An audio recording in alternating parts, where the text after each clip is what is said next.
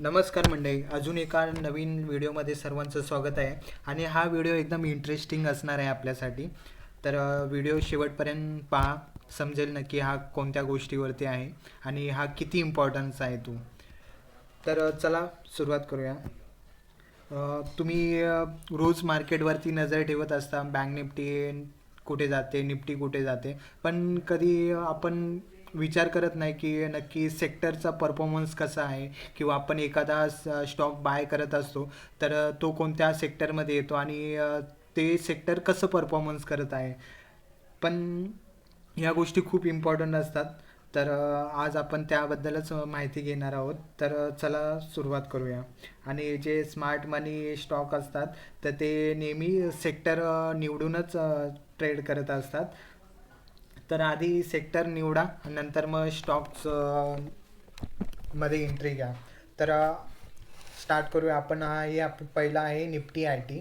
तुम्ही इथे पाहू शकता की मार्केट प्रिव्हियसला ह्याच झोनमधून रिजेक्शन झालेला आणि आता मार्केट सेम त्याच लेवलवरतून रिजेक्शन आलं, कारण की एवढी प्रिव्हियस चांगली 1 2 3 4 दिवस चांगली रॅली दिल्याच्या नंतर थोडंसं प्रॉफिट बुकिंग बोलू शकतो. आणि ही लेवल ब्रेक झाली 39,550ची लेवल.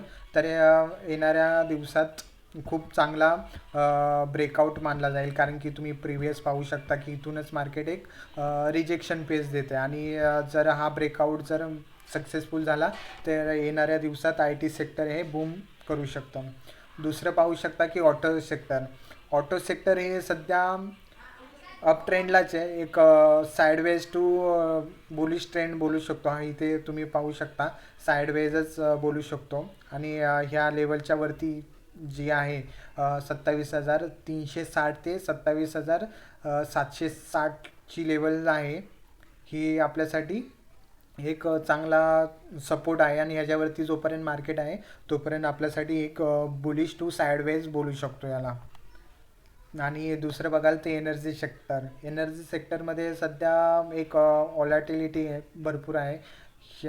तुम्ही पाहू शकता 36,500 500ची लेवल ते 36,400 पाच 470 ह्या लेवलच्या मध्येच मार्केट भरपूर दिवसापासून ट्रेड करत आहे. तुम्ही पाहू शकता की 30 जून 2025 पासून ते आत्तापर्यंत मार्केट ह्या झोनमध्येच आहे. जोपर्यंत ह्या झोनचा ब्रेकआउट होणार नाही तोपर्यंत हे एक झोनमध्येच कन्सॉलिडेट करते आहे. अजून एक चांगल्या रॅलीसाठी मार्केट अजून एक चांगला त्याला ब्रेकआउट भेटत नाही. तुम्ही इथे पाहू शकता की हा एक सप्लाय झोन आहे आणि मार्केट इथून कदाचित रिजेक्शन फेस करून वापस ह्या झोनपर्यंत येऊ शकतं.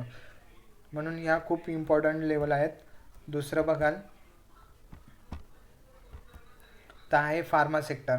फार्मा सेक्टर पण तुम्ही पाहू शकता की प्रिव्हियसला 23,800ची लेवल होती, तिथूनच एक रिजेक्शन फेस केलेला आणि एक शार्प रॅली आलेली.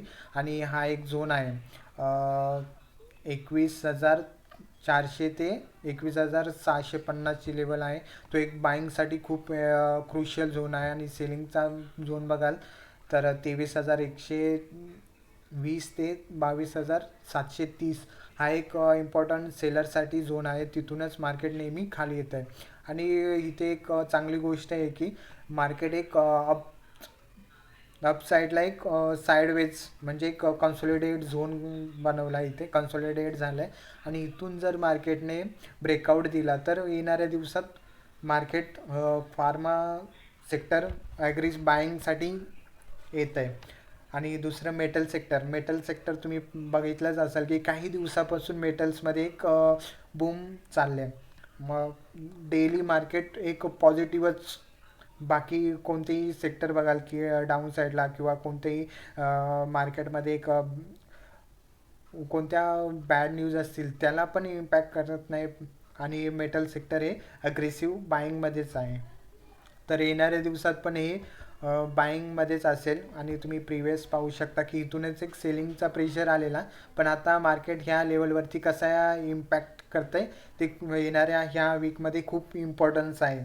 आणि बाकी मेटल सेक्टर हे ॲग्रेसिव्ह बाईंगसाठीच आहे.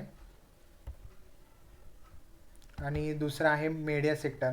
मीडिया सेक्टर एक चांगल्या सपोर्ट झोनवरती आलं आहे. तुम्ही पाहू शकता की प्रिव्हियसला पण ह्या झोन वरतूनच किती रिॲक्ट केला आहे आणि आता सेम त्याच झोनवरती आला आहे आणि इथून एक ऑफसाईडचा प्लॅन करू शकतो, पण कधी इथे एक काहीतरी ॲग्रेसिव्ह मोमेंट आल्यानंतर हा एक सेक्टर आपण रडारमध्ये ठेवू शकतो. मीडिया सेक्टर, मेटल सेक्टर आणि फार्मा सेक्टर. FMCG मध्ये पण बघू शकता की एक चांगल्या बाईंग लेवलवरतूनच मार्केटने एक डिमांड झोनवरतून मार्केटने एक पुलबॅक घेतला आहे आणि तो अपसाईडला जाण्यासाठी तयार आहे.